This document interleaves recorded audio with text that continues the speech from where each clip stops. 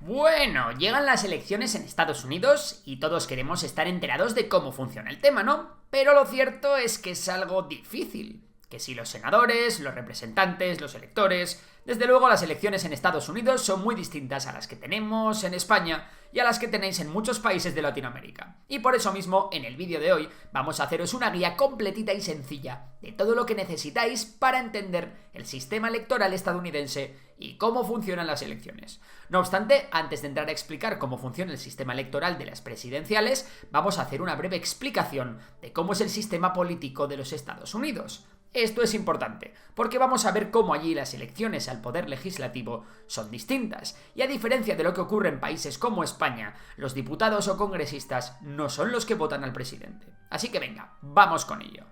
Pero antes de adentrarnos en el tema principal, queremos subrayar que en Memorias de Pez nos esforzamos por ofrecer una perspectiva lo más imparcial posible. Para lograrlo contamos con una herramienta que nos permite contrastar la información de distintos medios en función de su ideología, Ground News, nuestro patrocinador con quien hemos colaborado ya en muchas ocasiones. Ground News es una aplicación y un sitio web que recopila noticias de los principales medios internacionales y proporciona el contexto necesario para comprender el sesgo de cada fuente. Por ejemplo, esta noticia que habla sobre la incursión terrestre de Israel en Siria y la detención de un ciudadano sirio relacionado con Irán está cubierta por un total de 94 fuentes. El 41% de ellas son medios con tendencia de izquierda, mientras que el 21% son de derechas. Las distintas noticias ilustran cómo la izquierda habla de la violencia regional y se enfoca en los continuos ataques de Israel a los derechos humanos, mientras que la derecha se centra únicamente en el incidente específico.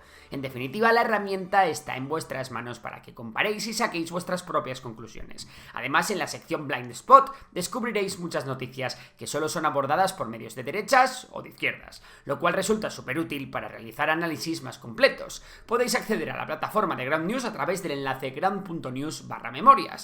Ground News combina el trabajo de 3 organizaciones totalmente independientes dedicadas al monitoreo de noticias, lo que permite el acceso a una diversidad de puntos de vista sin la distorsión de los algoritmos. Finalmente, ¿cómo acceder a Ground News? Podéis hacerlo escaneando el código QR o a través del enlace en la descripción. ground.news/memorias. Gracias a esta colaboración podréis obtener un 50% de descuento en la versión Vantage, que ofrece acceso completo y limitado. Probadlo porque realmente merece la pena y de paso apoyáis el canal. Y ahora sí, pasamos a hablar sobre el sistema político de los Estados Unidos. El sistema político de Estados Unidos, que es realmente uno de los primeros sistemas del mundo, está basado en la separación de los 3 poderes principales: el poder legislativo, el poder ejecutivo y el poder judicial.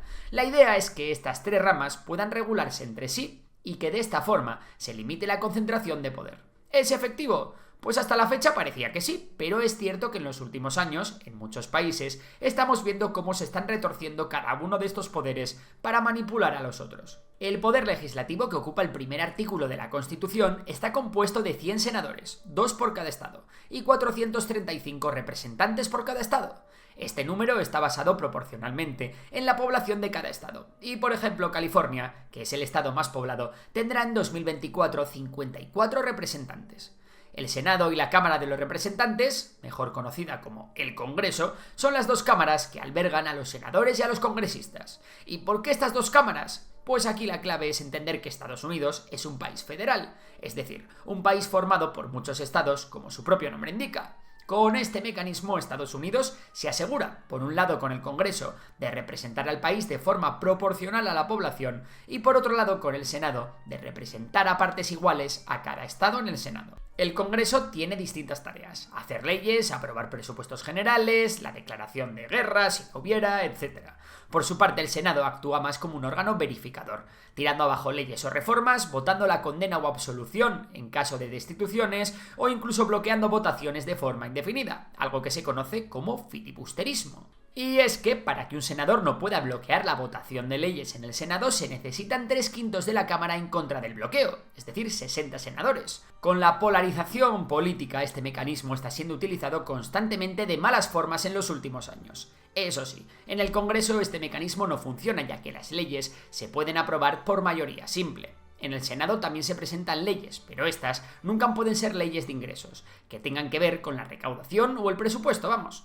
Es turno ahora del Poder Ejecutivo, descrito en el artículo 2 de la Constitución. Los responsables de este poder son el presidente y el vicepresidente del gobierno, y estos están rodeados por un gabinete de ayudantes expertos en áreas como la defensa, la fiscalidad o la seguridad nacional. El Ejecutivo se encarga de nombrar los altos cargos del gobierno, de comandar las fuerzas armadas y de la diplomacia con otros países. En definitiva, de gobernar. Finalmente, tenemos el Poder Judicial descrito en el artículo 3, cuyo objetivo es vigilar el cumplimiento de las leyes. Este poder está compuesto por todos los jueces y juzgados del país y está encabezado por la Corte Suprema, que tiene el poder de resolver las disputas entre estados o entre los estados y el gobierno federal, llegando a determinar si las leyes federales pueden ser constitucionales o no. Por cierto, los 9 jueces de la Corte Suprema tienen cargos vitalicios y son nombrados por el presidente y aprobados por el Senado. Vale, ahora que tenemos claro esto, vamos con las elecciones. En concreto, vamos a explicar las elecciones presidenciales, es decir, las que se hacen para elegir al presidente del gobierno del Poder Ejecutivo. Como ya sabéis, el presidente de los Estados Unidos es elegido cada 4 años. Primero los candidatos se someten a un proceso de primarias, es decir, a unas elecciones contra otros candidatos de su partido. El que gana en esas elecciones tiene el honor de convertirse en el candidato de su partido, que competirá en unas elecciones generales contra los candidatos de los otros partidos. Las elecciones se celebran siempre el martes después del primer lunes de noviembre, y cada votante, si quiere votar, tiene que registrarse previamente como votante. Y es que si no lo haces, my friend, no votas.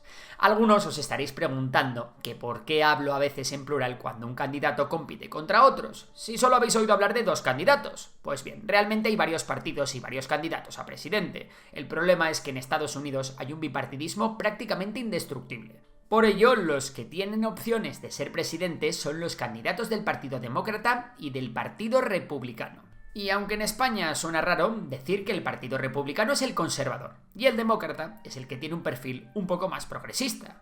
El caso es que en las elecciones tú votas a tu candidato favorito, pero eso no quiere decir que tu voto vaya a contar. ¿Por qué? Pues porque la cosa se decide por quién gana en cada estado y porque realmente el votante elige a unos copromisarios en los que delega su voto, no elige directamente al presidente. Me explico, existen 538 copromisarios que conforman el llamado colegio electoral y que salen elegidos en estas elecciones. ¿Y de dónde sale ese numerito? Pues de sumar 435, que también es el número de congresistas en la Cámara de Representantes, y 100, el número de senadores. Espera, eso suma 535, ¿no? Es cierto, los otros 3 copromisarios vienen del Distrito de Columbia, donde está la capital, Washington. Resulta que Columbia no es un estado y no tiene representantes. Sí, literalmente la gente que vive allí no tiene representación en el poder legislativo. Hacen las leyes para ellos, pero sin ellos. Al igual que con el poder legislativo, este chanchullo de los 435 más 100 se hace para equilibrar la representación de los estados con la representación proporcional de la población. ¿Y quiénes son estos copromisarios? Bueno, pues unos señores o señoras designados por los partidos políticos de su estado que se comprometen a apoyar al candidato de ese partido. Aunque pueden traicionar a su candidato, de ahí que sea mejor ganar las elecciones por muchos copromisarios para no llevarse sustos como los de las elecciones de Trump y Clinton, donde 5 demócratas y 2 republicanos rompieron su compromiso. ¿Y quién gana las elecciones? Pues entre los candidatos, el que obtenga el apoyo de 270 o más se lleva el gato al agua. Como os decimos, cada estado tiene asignado un número de copromisarios en función de su población, aunque nunca menos de 3, lo que hace que algunos estados pequeños estén sobrerepresentados. El caso es que quien gana las elecciones en cada estado se lleva a todos los copromisarios de ese estado, de forma que el resto de votos se pierden. Sí, millones de votos a la basura, es un todo o nada. Pongo un ejemplo, imaginaros que el candidato A gana las elecciones en Florida al candidato B con el 60% de los votos. El candidato A se llevará por tanto todos los copromisarios de Florida y el candidato B, a pesar de haber conseguido el 40% de los votos, no se lleva nada. La única excepción son los estados de Nebraska y Maine, que reparten sus copromisarios de forma proporcional. ¿Y esto en qué se traduce?